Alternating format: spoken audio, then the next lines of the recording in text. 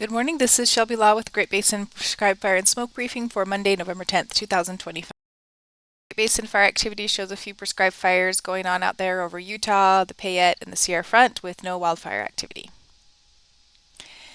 Precipitation for the past 7 days is shown here on the left. We did see some precip move across the north late last week over Idaho and into western Wyoming, but Utah and Nevada have still remained dry. If we look at the percent of normal for the past 14 days, we can see some extreme dryness over those portions of the state. In fact, not really a drop of anything in the last couple of weeks, but that will be changing as we head into this weekend. Snow for the past 72 hours is shown here, mainly again over the central Idaho Mountains and western Wyoming, with a little bit of that precip that we had late last week. And the snow depth image here on the right is showing kind of a pretty dismal picture for our current snow depth across the area. Really not much to speak of in Nevada or Utah. There is some precip or some snow on the ground from the storm that moved in last week over Idaho and western Wyoming. And our current eddy, the short-term drought, is showing some short-term drought in place over Utah and Nevada. A few little concerning pockets here over the Uintas and the higher elevations of central Utah and along the Sierra Front as well. So it's time for another storm.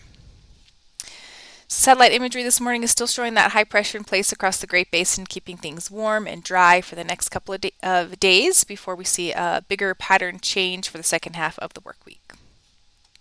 So again, today, high pressure dominating the weather pattern with warm temperatures out there. Ventilation rates are not great with the stagnant air under the ridge. Transport winds are very light across the area, and mixing heights are on the lower end today as well. If we look at minimum relative humidities, we've got some values in the low teens across southern Nevada and portions of southern Utah, otherwise a little bit higher across northern Nevada with those values in the mid-20s. Maximum temperatures today are pretty warm across western Nevada with highs in the mid-70s, and further east the highs will be closer to 60 degrees.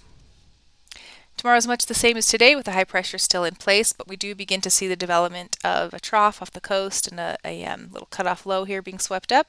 Ventilation rates are still going to be pretty low tomorrow.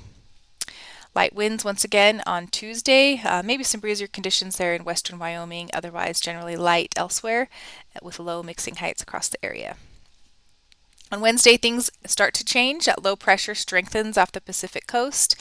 We'll begin to see some winds picking up across western parts of the Great Basin and some cloud cover beginning to move in as well. Ventilation rates really improve on Wednesday with the increasing winds.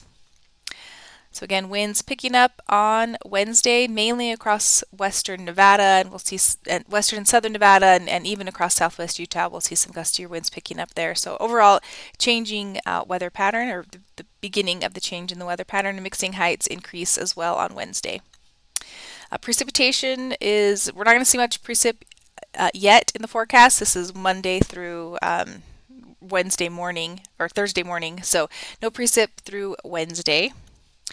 The forecasted clearing index here shows some pretty poor values today and tomorrow across much of Utah, but by Wednesday we'll see them increasing as the winds pick up across the southwest portions of Utah.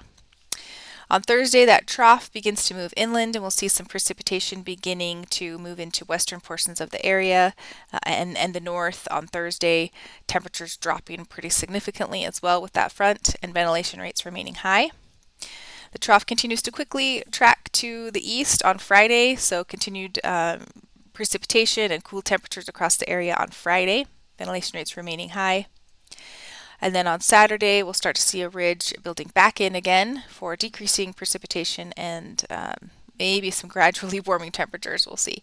Ventilation rates still generally pretty high, but we'll start to see some decreasing values with that ridge building in, and kind of a continuation of dry conditions on Sunday. Another little trough looking to move into the Pacific Northwest may keep things cloudy across the north.